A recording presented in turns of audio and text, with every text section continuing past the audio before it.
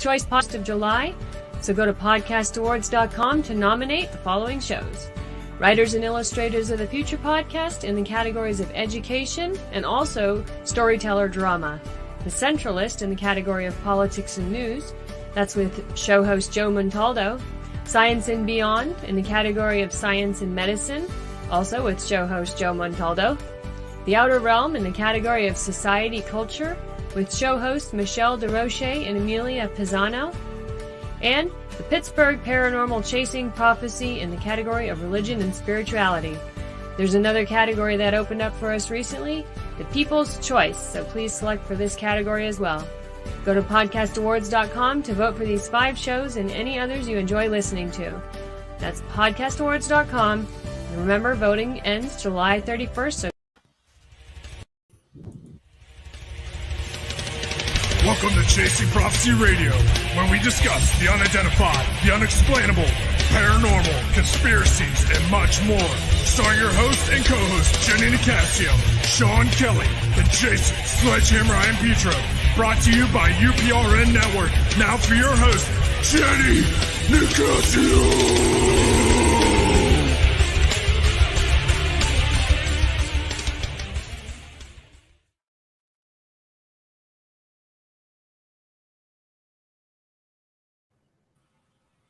Good evening and welcome to Chasing Prophecy on FM 105.3 New Orleans, where we discuss anything and everything beyond the scope of normal, guys. Like us on YouTube, follow us on Instagram. I'm Jenny Nicasio along with Sean Kelly and Jason Ian Petro. Happy Thursday, everyone. Happy Thursday to you. Great. Well, I'm going to get right to it. We have an interesting guest this evening, one that I find interesting yet very scary. Don't take that personally. I have watched Evil every episode. I don't know why I watch it because I get really scared. And I started watching that. It's very scary, guys. But even what's scarier is The Exorcist. And no matter how many times I watch it, I'm scared, but I'm glued. I'm fascinated with it. And I'm kind of fascinated with this whole idea. So, well. Yeah, the original's the scariest. Yes, yeah. It is. Uncut version, oh my goodness. Well, but you know what? Instead of a girl, it was supposed to be a little boy. I know they're going to try to remake it. But we'll see. They should just leave They'll ruin it. I think they should just leave it alone. But let's get to the guest because I'm so excited because I am getting tangled. I read his book and I found it to be horrifying. And while I texted him, I told him that I had a problem with going to sleep at night. So I'm trying to show you what I'm talking about. Let me get 1, 2, 3. I had it already, but you know how technology is. It's click and drop. Yeah, well, I'm just going to show you on the screen. But let's get to it. So we have a real life, an American exorcist on the show. Msgr Stephen Rossetti, Ph.D., and he's the president of St. Michael's Center for Spiritual Renewal and Research Associate Professor at the Professor at the Catholic University of America in Washington, D.C., a licensed psychologist, and the author of several books. Msgr Rossetti has participated, which is really scary, in hundreds of exorcisms. During his journey to priesthood, he experienced a spiritual episode in which, in 2 seconds, he learned 80% of what an exorcist needs to know. Welcome to Chasing Prophecy. Hey, Msgr. Father. Welcome. It's nice to be with you all. Thanks for having me. Well, let me tell you, like I said in the text message, I could not read it at night any longer.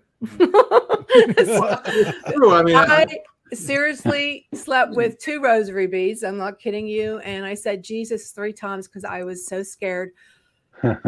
But before we get into the discussion, I'm just so happy you came on. And I want to know right off the bat, why did you write this book? And what kind of reception is it getting? Well, I'm surprised it's doing. I mean, it's just it's flying off the shelves. People say it's a page turner. I never thought of my ministry as a page turner, but it was on the Amazon bestsellers. I'm just stunned that it's kind of sweeping the globe. Actually, doing an Irish show in a couple of days. It's amazing, really. I think that people are hungry for the truth about the spiritual world, and that's what I tell. I tell the truth. I don't make these things up. I said I'm just reporting my own diary. Yes. And I have to say that it was easy to read. Being an author myself, I found it to be very easy to read. And I liked the shorter chapters. I just thought it was really good. But one thing Sean mentioned, by the way, that movie, The Exorcist, the scary movie you were talking about, it's true. It was based on a real case of a 12-year-old boy, right? And actually, yes. the notes of The Exorcist, was a Jesuit who did it, are available now. You can read his notes, and surprisingly, they're very similar to a lot of the experiences that I've had. Actually, I just seen, I think it was on Discovery Plus, Don't Hold Me to That, or Netflix, or one of those. I was watching it the other night. It was the Exorcism of Roland Doe from the 1949, which the Exorcist movie is based off of his story, the 12 or 13-year-old little boy. I tell you what, I started watching that, and I was like, wow, that's some messed up stuff. Well, the reality is so stunning. You really don't have to, jazz it up. I mean, there's some really wild things happen. I don't know if you can see this, but I just happened to have this picture of this crucifix was burned on one of the possessed people's. Oh wow! Oh yeah, wow. I mean, we talk about that Satan will burn a cross on the possessed person. And basically, the idea is that Satan say, "You belong to me."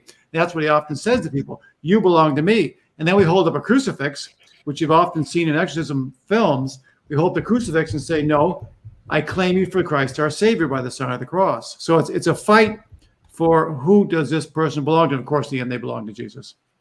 Yeah, could you put that cross up again? Because I had your cover on. Yeah. That is it's a real picture of a cross that was burned on someone's arm, And it's not uncommon. These sorts of things are not uncommon, and they appear, and then they might last for a few hours, and you think, oh my gosh, a burn like that would take weeks. They'll disappear in hours. It's preternatural. So how did you get started in this? I mean, was this something you always wanted to do when you grew up? No. It's interesting. As you mentioned, I'm a licensed psychologist, and so at one point, about 15 years ago, the cardinal called me and said, we've got a case that we want you to look at as a psychologist and do an evaluation. So I did. And I said, the person does not have a psychological problem per se. There's something spiritual going on. You need to call an exorcist. So the diocese contacted 3 different priests, and none of them would do it. And so we were sitting there going, what do we do now? I said, well, give it to me. I said, how hard can it be? I figured, well, you just say the right, the demons leave, And that's kind of dumb. But it's a much more difficult and much more of a fight than a naive young priest would think. But that's how it started.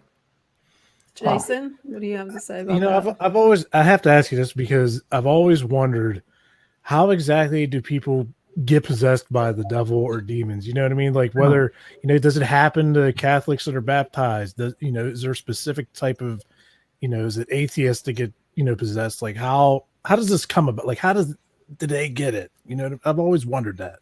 There's all different ways. Sometimes it's their fault, sometimes it's not. But here's what I say. I've got a 3-pronged recipe for getting possessed, which I don't suggest you follow. One is stop practicing the faith. Practicing the faith is your primary means of protection.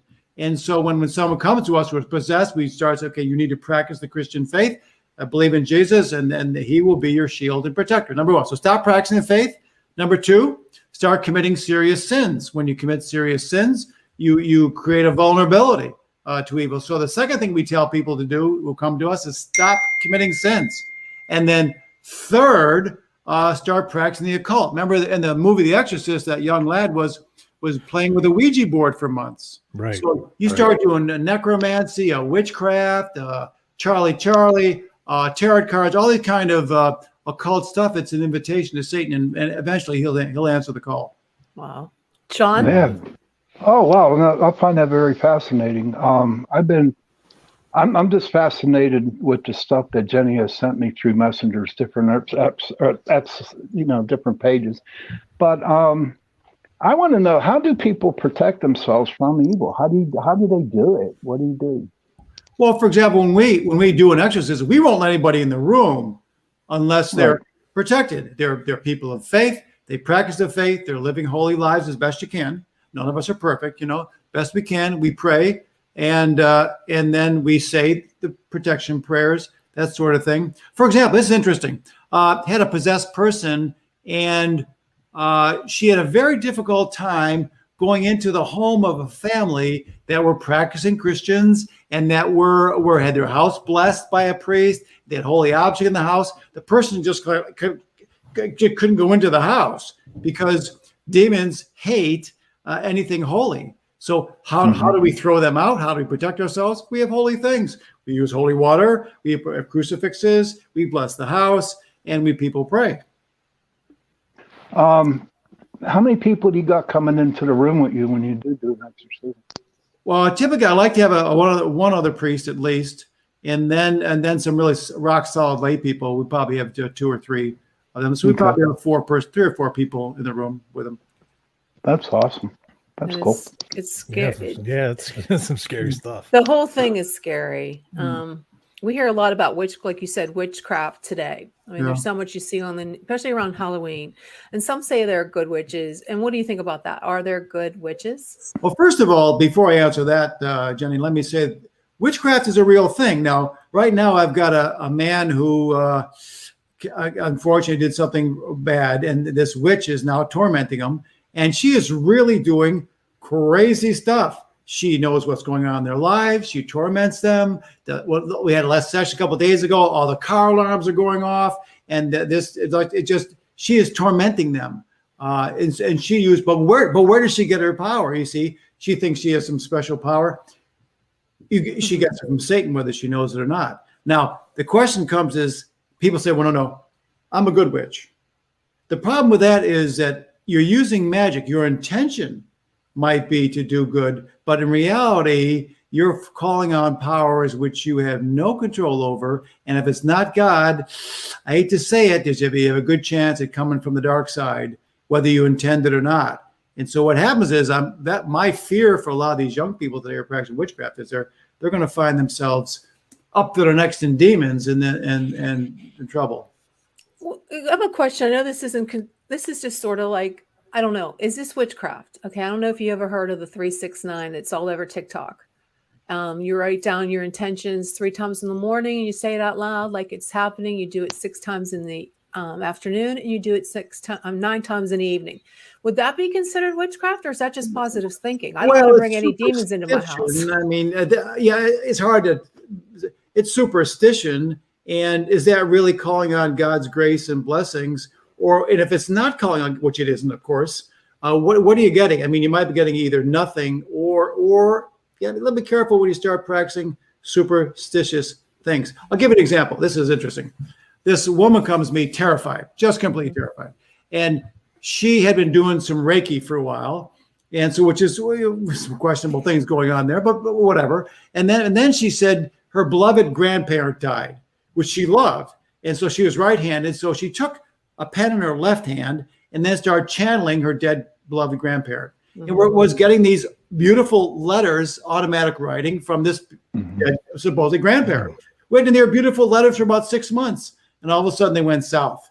And then she realized she wasn't talking to our dead grandparent for 6 months. She was connecting with a demon, which she didn't realize it. Okay, so like I read in the book that Reiki is something. I've done Reiki, and I had my first Reiki experience.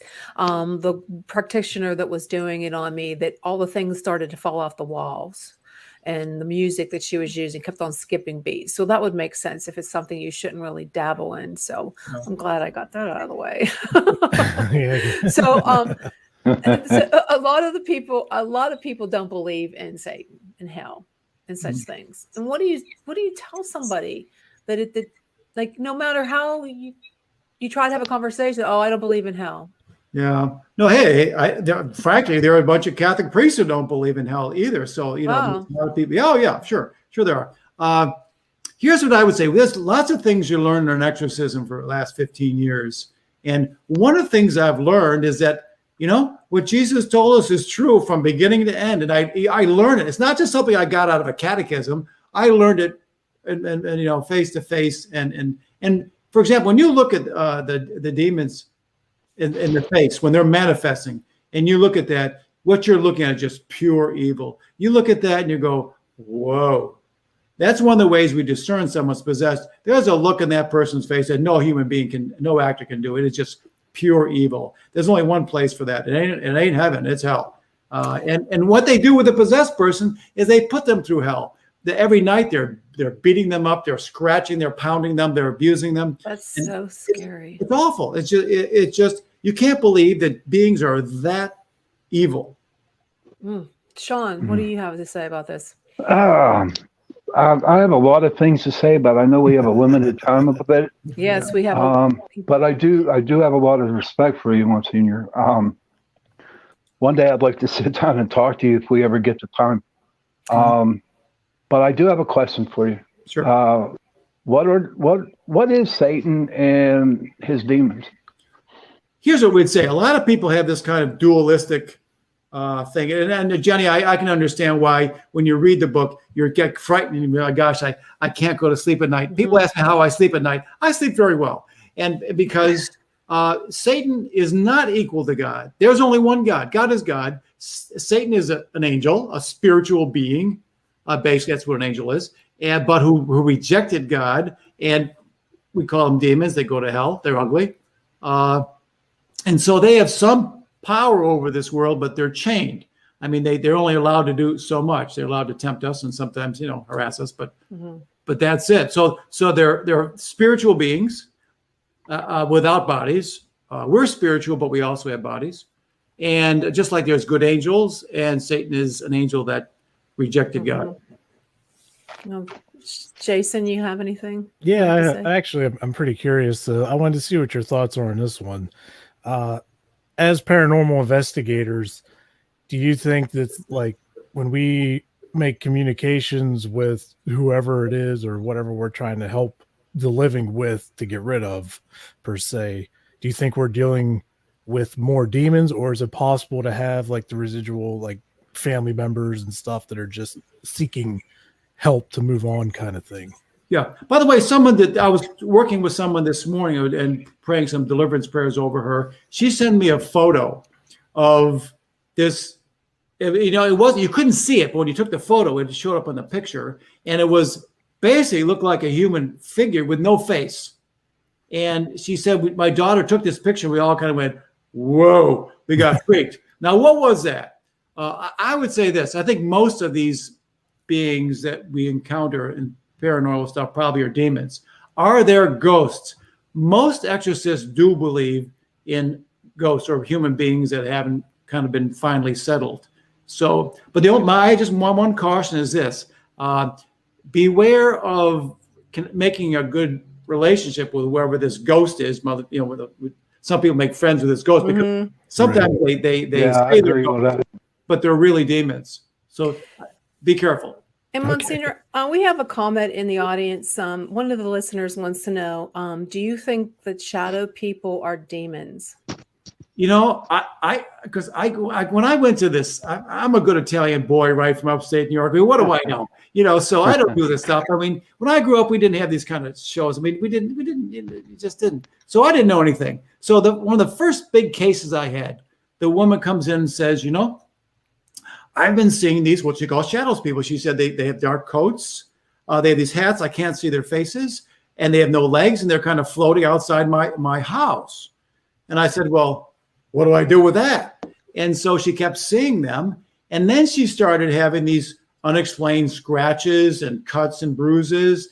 And then she started having what we call occult knowledge. She started knowing things she shouldn't know. And then we found out she was possessed.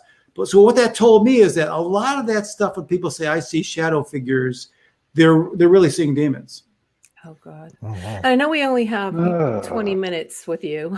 I would like to have the whole 54 minutes, but I just want to ask you something that's been tormenting me while I read your book. One of the things is, Why does God allow them to torment and tempt us? And why, if God loved us, I know this is probably something you can't answer.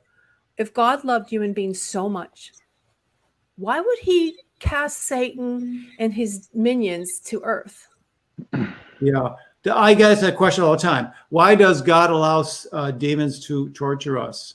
You know, and although he tempts everyone, there are a few people that he physically actually attacks. Not too many, though. Why? Well, it's part of a larger question. Why does God allow people to do bad things to each other? As a matter of fact, your demons are really controlled. They can't maim you. Never seen it. They can't kill you directly, but human beings can. You're much more likely to be beat up and bruised and beaten and shot by a human being than you are by demons. Now, why does God allow that? Boy, that's that mystery of free will and evil. But let me tell you one story that might be interesting. I was interacting with some demons, and I looked at one of them. I said, "Did you make a bad decision rejecting God?" And they said, "Yes." I said, "Are you suffering because of it?" "Yes." I said, "Would you change your mind if you could?" And they said, "No." Oh, wow. Ooh. Yeah, that blew me away. That's the mystery of evil. That's why they're in hell, because they don't want to be in heaven. Oh, that's crazy. Are you sure we can't have you for a little bit more? It's 21 minutes. Yeah, this is good. Can we have one more question before we have to let you go? Sure. Okay. Go ahead, Jason, John. Oh, I just drew a blank. Okay. John. All right. This is real quick. I don't know. I was studying the Bible and stuff like that. And now tell me if I'm wrong, that Michael, when he was kicked out of heaven, sent down to hell, was he sent down there to keep an eye on Satan, who was already in there? Well, Michael wasn't kicked out of heaven. I mean, Not Michael. I'm sorry, Lucifer. Lucifer. My bad. What was he? And what was the question? What happened to Lucifer? Yeah, when he got kicked out of heaven, I heard this on shows that he got kicked out of heaven to keep an eye on Satan, so he really doesn't run amok. Is that true? Is there any truth to that? Well, most people believe that Lucifer and Satan are actually the same being. That Lucifer was his name in heaven, and then he became Satan or the devil. I mean, there's some people who disagree with that, but that's what I think. And I actually asked all the demons that. And basically, the old thing was, I'd rather reign in hell than serve in heaven. He wants to be God. He wants people to worship him. That's what he tried to get Jesus to do. He said, "If you fall down and worship me, and I'll give you the world." And Jesus said, "Nothing to it." So Satan doesn't want to be with God. He wants to rule in hell, and that's what he's doing. Okay. Thank you. That's great. Thank you very much. Listen, God bless you all. And just remember, Jenny, you get nervous, get frightened, just trust in Jesus. He'll take care of you. Oh, that's what I've been doing. I'm trusting in him 100%. Thank you so much for joining us tonight. I really appreciate it. You have a wonderful God bless you all. evening. Bye-bye. God bless you too. Thank you. Woo. Wow. Oh my. Well, to answer Julie's question, Judy, I'm not sure how you pronounce that. I read the book, and to answer that, yes. Tarot cards, you're opening yourself up. Anything that tarot cards, witchcraft, Ouija boards, seance, talking to mediums, all this opens up, that door. Like something has to open.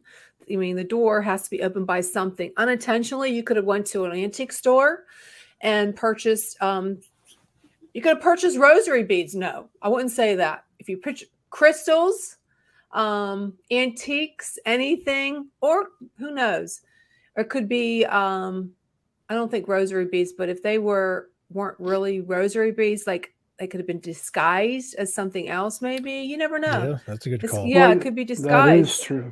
So go ahead. I was just going to say, a commenter, Cyber Demon, said, don't astral project. It's funny because I was just reading a story on some forums the other day when I was researching some stuff. And there was one particular person who was talking about how they astral projected, but when they came back, they brought something with them. Yeah. That's been haunting them for the better part of a decade. It's just like never ending, and they can't get rid of it, because I guess they got lost when they're astral projecting, because at that point your body's just like an open vessel. You should definitely contact a something priest. came in, Definitely, when you astral plane, you usually have a cord tied to your body when you go out into silver cord. Yeah. You Yeah, mean like but- a fake imaginary cord? What's Or is this a real silver cord? They call it the silver cord, but it's actually invisible. But what happens when you astral project is you're actually leaving your body, so that's when it's possible for other things could possibly take over your body because it's just an empty vessel. Right. So that's why you got to be very, very cautious if you're into practicing that kind of thing. Yeah, I know some people that actually did that, and you definitely should not. I mean, I've astral planed many, many times, and I've come back, and nothing came back with me. Right. You know, and you know when he brought up the You're witches. lucky, Sean. You're lucky that no one came back with you. Well, see, Jen, when it comes down, because I've been in the business for over 30 years, and I go to houses and I clear houses out. And yes, there are times that I do, and I deal with demons.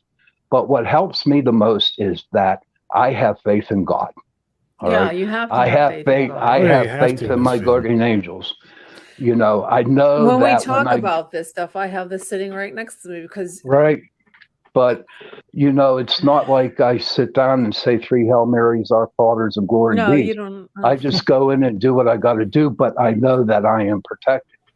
You know, I'm going to bring up the witches part. Okay, I know a lot of witches that are good witches.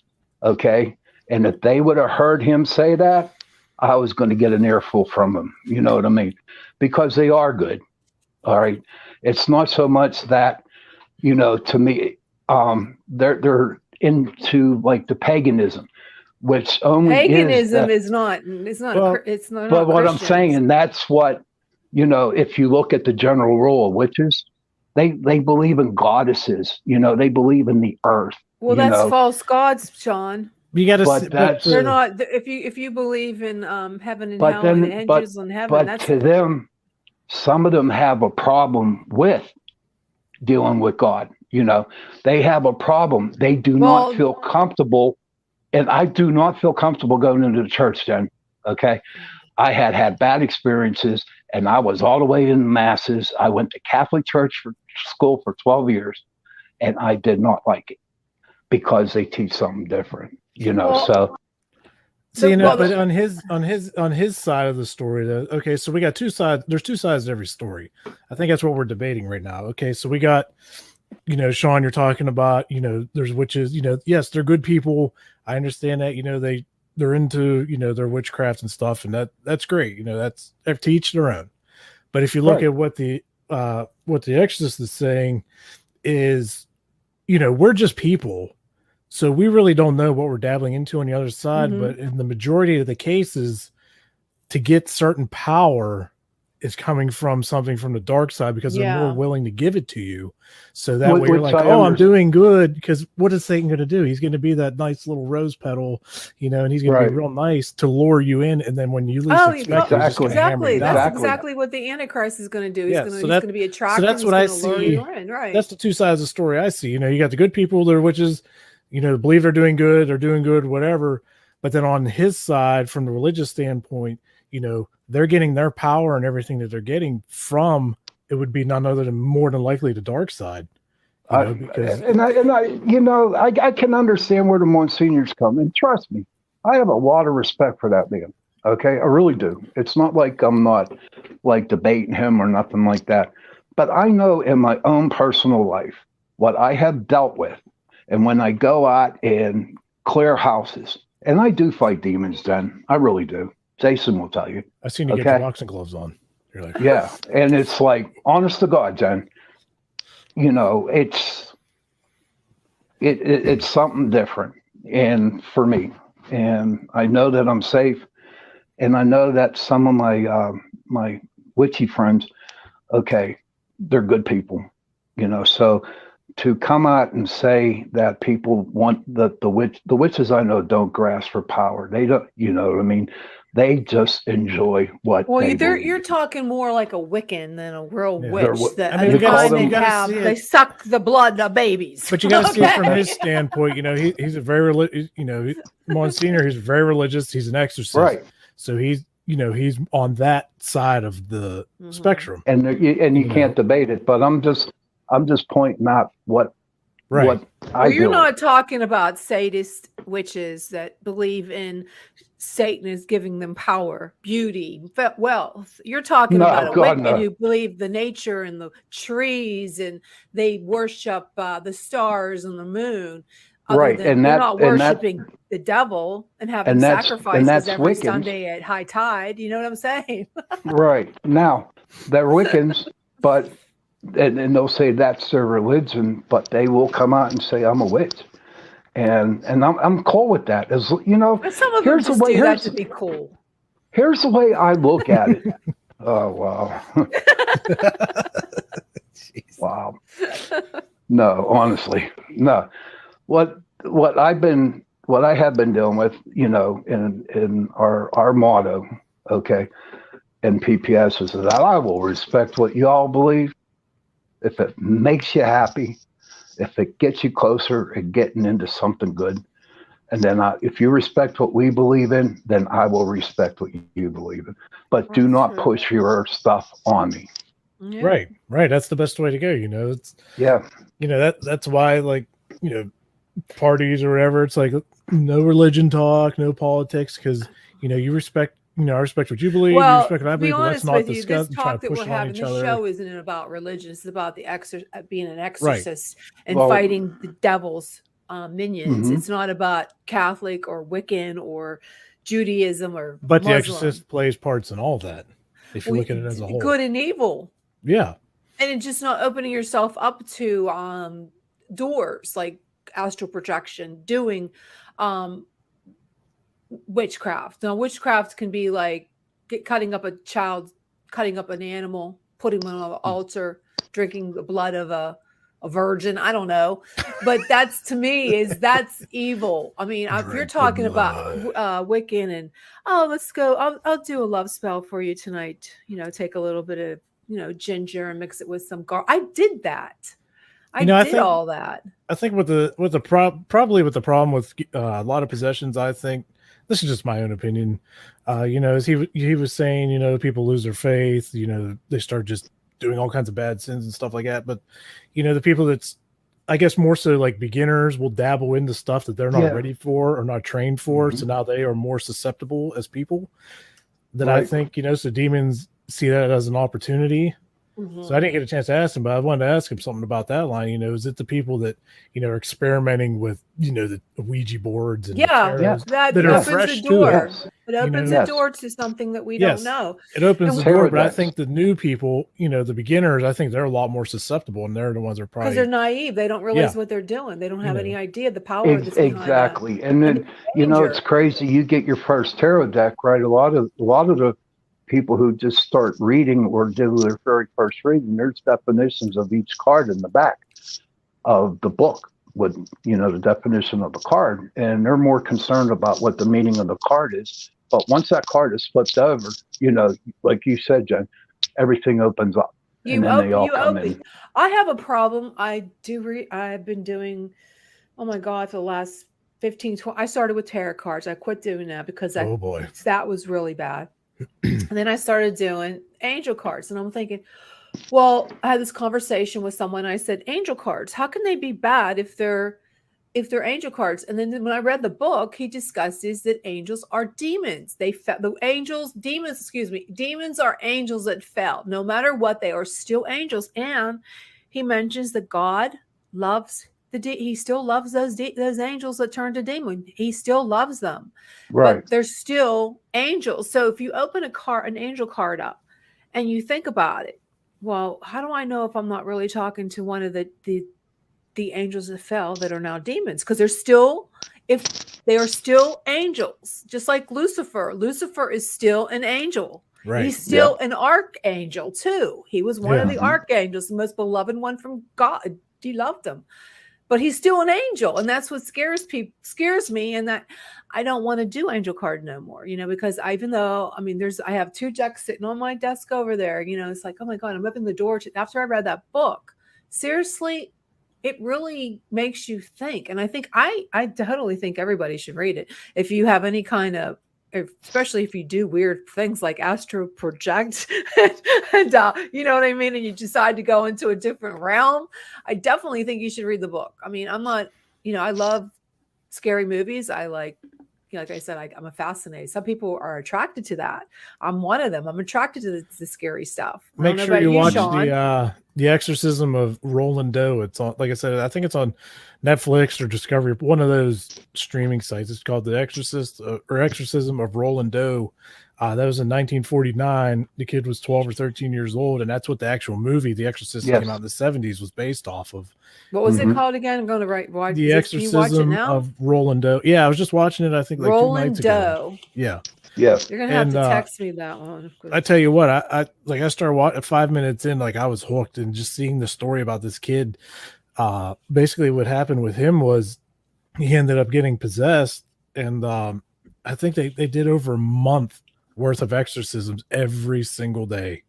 And I don't remember if they said he started writing stuff out, like they gave him a pencil or something, and what came out was, "I am the devil himself," whatever possessed him, so they were fighting hard to get rid of this thing.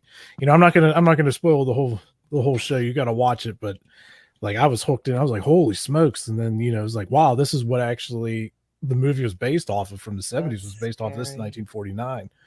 I was like, wow, it was something else. Well, I know a woman close to me that used to use the Ouija board, and it was right after her father had died, and she would do it all the time. I mean, she was always doing the Ouija board, never thought anything of it. Till one night she's by herself and she's doing the Ouija board, and she asked, her father had just passed away, and she said, can you tell me where my father is? Can you tell me where my father is? Because she wanted to find out, where he went. Is he okay? So she did the thingy by, you hold the little indicator thing and you let it go, and it spelled out, "With a good friend of mine." And she was, "Oh, who is your good friend?" And it spelled out Lucifer. Ooh. Oh, wow. Wow. It probably wasn't her dad. So that after she got that, she got the board, broke it in half, but she threw it in the garbage. So you can't do that. I know. You can't You're supposed do that. to bury it in front of a tree, I heard. Yeah, an old oak tree. And I'll tell you a story real quick about a girl in our group. So she was in our group, and we were over her house during the investigation, and she brought out this very, very old Ouija board. And so I said, bury it in your backyard underneath that big ass oak tree you have in the back. And she did. And what was crazy about it, that there was a big tree and it had a lot of leaves on it. Well, come fall time, all the leaves fell off the tree, but where she digged that hole, not one leaf fell on that square thing where she dug.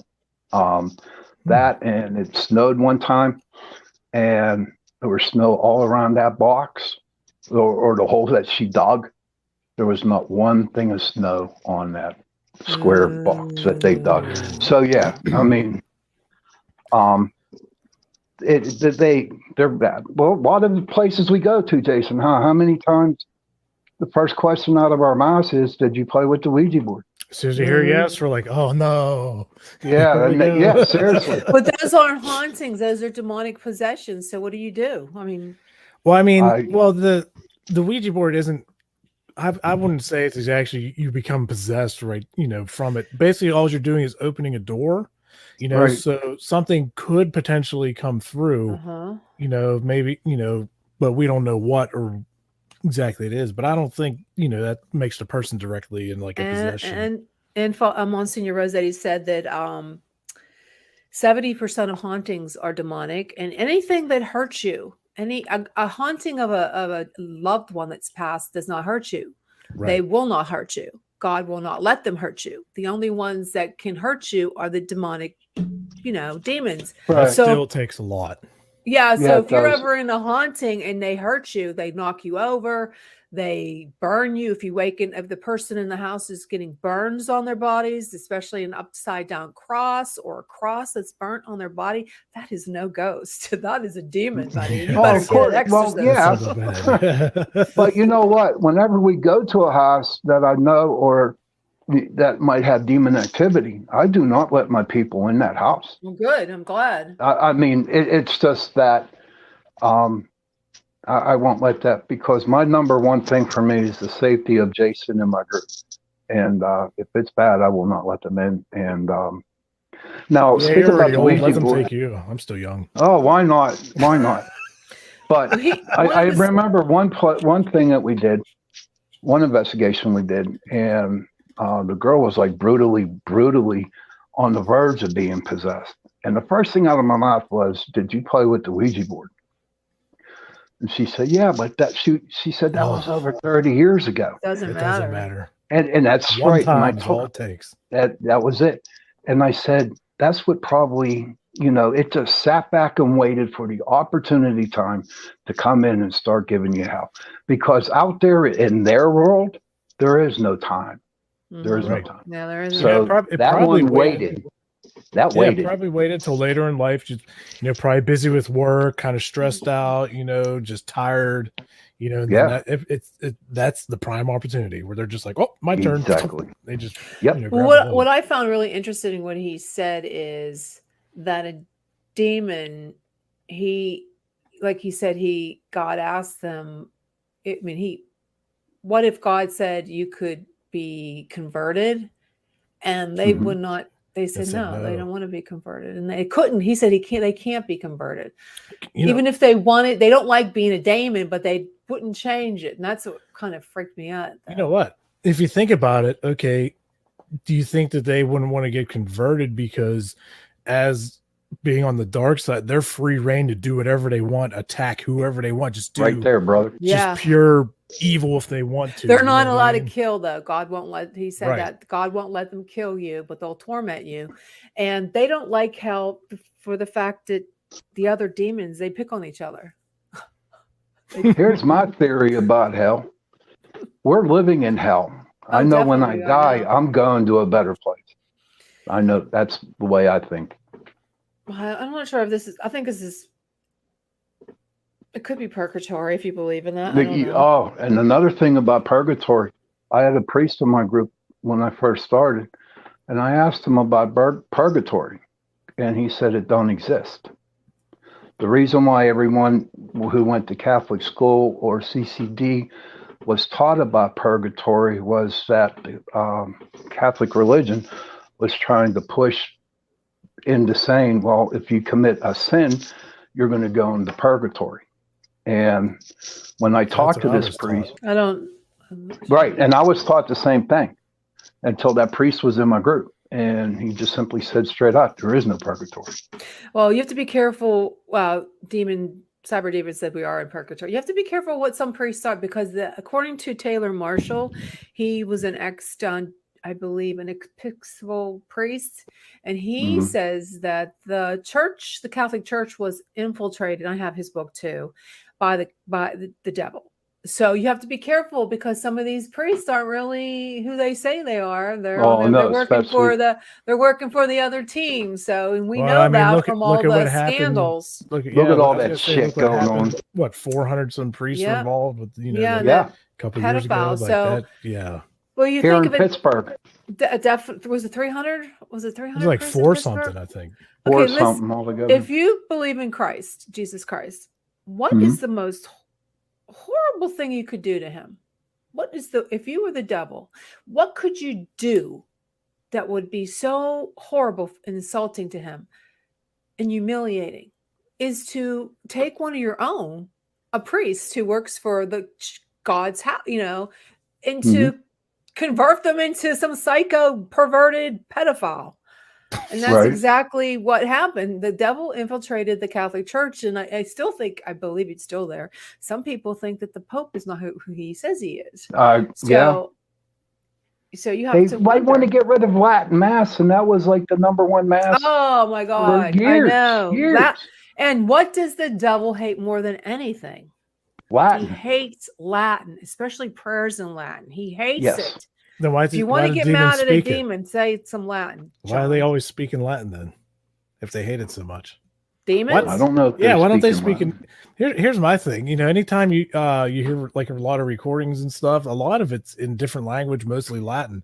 Why aren't they just? Well, because that's why they're doing it, because for sure it's a demon. Because if it like is Joe down the street guy says, "Oh, I'm possessed," well, how do you know for sure he's possessed? Because the only way you'll be able to tell is if he knows things that no one else knows. Is he says languages that there's no way he could have learned them overnight.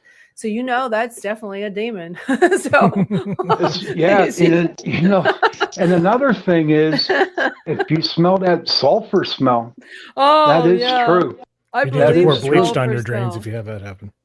So, I mean, there was some houses that I went. This was before you started, Jason. Went to some houses, but the sulfur was so nasty. It was sick. You couldn't stay in the room. It was that stinky. But this is a good show. I'm enjoying this. Well, I'm glad you are, because we don't have too much time left. I see that. But since we only have little bit time left, I want to there's two things I want to say. One, my little paranormal tree, Rocky the Rockefeller Christmas tree, he's magical. Okay, he's always possessed by demons. No, it's going to be free starting tomorrow for 5 days. I just want to throw that out to you. It's about a little Christmas tree that thinks he's he's going to be the big Rockefeller tree. And we have some fantastic news. So I want to start talking and plugging. Sean, go ahead and you tell. Do you like this? Oh, okay. Okay. Here's the big news. So with all you wonderful viewers out there watching our show, listeners. we average the listeners, viewers, if they're watching on whatever. Come on, spill the beans already. Come on, dude. Let me talk. Hurry up. It'll be next week by the time you're done. All right. We are moving to a new day, which would be Tuesday, and we got prime time. So our new time day is Tuesday, and our show will be on 9 to 11, and that Eastern. would be 8 to 10 Central. 9 Starting to 11 August 10th. Eastern. August 10th. Same goofy people. You love Same us. topic. We want you to come and listen to us. Seriously. I mean, our show rocks. All right. We might be crazy and, a little loony, but you know what? We have Three good Stooges guests. now on Tuesdays. Yeah. Three Stooges. We should make that. Three Larry Stooges now and on Curly Tuesdays. Yes. Yeah. So that's some great news. So we're going Yes, to try to it do is. it the same format. Maybe just for the first hour, have our guests. If we're deep in conversation, we'll just keep going. And if we're not, we'll just get them out of there. And we'll just do like what we're doing now. We'll just have some topics. Don't forget. Go ahead. Don't forget to tell them about getting sponsorship for the show. Yes, and we're going to be sponsored by Carnation, and we are up for a People's Choice Award. So people, please vote for us. There's a link on all our Facebook pages and the UFO Paranormal page. There's a link, I believe. You just go to the People's Choice Podcast Awards, and you can. There's 2 categories, isn't there, Jason? There's overall. Yeah, it's like overall, and religion for us. We're under religion, and spirituality, because there isn't one for paranormal. So yeah, so be sure to find us under the spiritual and religion section. Yeah, that's where we're at. So I wish they would have a. I don't even think the SoundCloud has a category for paranormal. I never saw it. So in Spotify, I believe it's just religion and spirituality. But getting back to exorcisms in our last few, what is that, 5 minutes, 6 minutes, Sean? Yeah, something like time. 6, yep. I always had a problem telling time when I was a kid, and I used to be made fun of because I didn't know how to tell time because with my dyslexia. So, but I did the moon thing too. I still had the moon rituals, and that's apparently not. I don't know if you're allowed. I don't think. It's not like Does it work for you? Does it work for you? Well, in my head, it did. I still love the moon. I mean, but I used to do like new moon rituals where I'd sit out with my crystals, and I would sit with my big, beautiful crystal like we showed last week. I do believe I have tons of these, and apparently you're not supposed to because it could conjure up something. I guess I don't know, according to Msgr, but. I know. Go ahead. Okay. No, I'm not going to give up everything that makes me feel. That's just like you. That's like just like you if you want to get a flu shot or no, a I know COVID that, vaccine. but I don't want you to do what makes you happy. I don't want you to quit what's making you happy. Oh no. And I know the charging of the crystal. No, it does make me happy, but I don't want to do anything that's going to offend the Almighty. And that's I saw this thing about crystals where how to tell fakes from real ones is to set them on an ice cube, and real crystals, generate heat or transfer heat, so they'll actually melt into the ice cube, and the fakes will just sit on top. What do? You put the crystal up against the if you're curious if your crystal's real or if it's fake, you set it on top of like an ice cube or an ice block. And if it melts in, rather quickly, then it's real. If it just kind of festers and sits on top, I'll have to try that because I have tons of them. They're supposed to transfer all that energy, all that heat. I can't wear them; they break on me. And this one broke in half. I don't know if you can see the fracture line. Can you see that? No, there's a fracture line broke right in half. So here's the question. Maybe take a little poll here. What do we think is more dangerous? A Ouija board, tarot cards, mediums? What do we think is the for me? I would say the Ouija board. Ouija board is probably the easiest. Ouija board. Some 8-year-old can go grab some chicken nuggets at McDonald's and a Ouija board at Walmart and summon demons, and then blow out the toilet later. You know what I mean? So the Ouija board's the big one. Definitely the Ouija board. I'm afraid of the Ouija board. I found a Ouija board. We were having some really weird occurrences in the Ouija board. I found out I was cleaning my closet and the Ouija board was still in there. I remember you telling us about that. Yeah. Yeah. And we're like, no wonder stuff's happening in your room there. No, but I want to tell some really weird thing will happen real quick before we have to leave.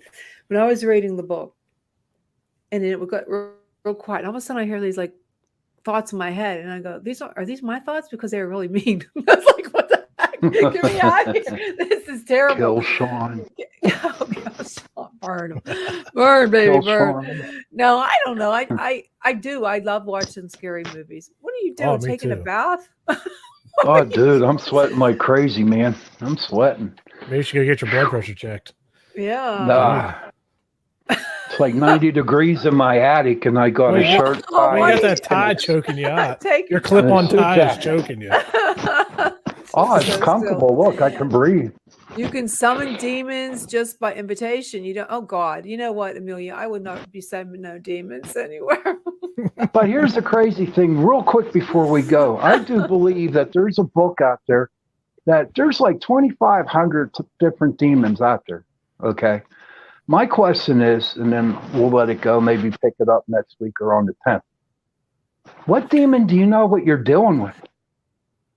Seriously, I mean, if they ask their name, they always ask their name. The very first thing they do is say, "What is your name?" And the one is in the Bible was named Legion, the one that possessed. I don't know if it was.